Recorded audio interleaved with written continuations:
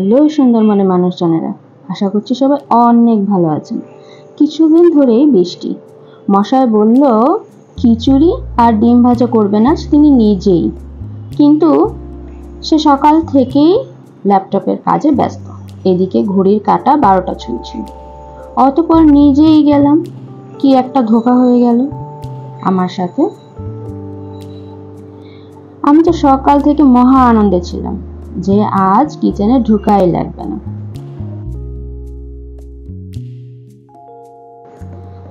একদিকে বাইরে ঝুম বৃষ্টি আর একদিকে খুদের চাল দিয়ে খিচুড়ি। চারিদিক এত অন্ধকার হয়েছিল যে মনে হচ্ছিল সন্ধ্যায় নেমে এসেছে। হঠাৎ মনে হলো ডিম ভাজার চেয়ে মাছের ডিম দিয়ে বড়া করলে বেশ জমবে। ফ্রিজে একটা কাতল মাছের অল্প কিছু ডিম ছিল।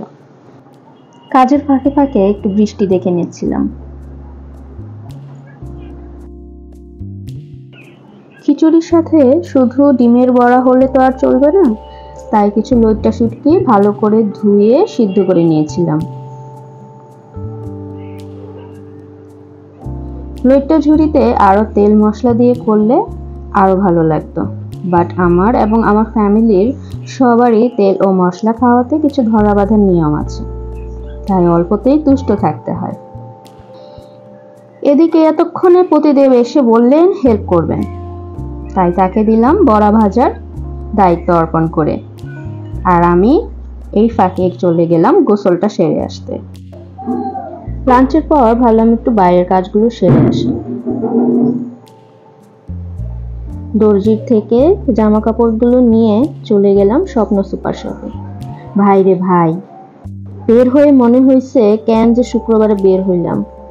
রাস্তায় এত মানুষ যে হাঁটাই মুশকিল হয়ে গেছিল। আমি আবার মাসের শেষের দিকে আমার পরের মাসে শুকনা বাজারগুলো স্বপ্ন থেকে করে রাখি। বাজার শেষে এক গ্লাস টাটকা গ্যান্ডারির জুস কিনে কলিজা ঠান্ডা করে বাড়ির উদ্দেশ্যে রওনা দিলাম। আজ এই পর্যন্ত।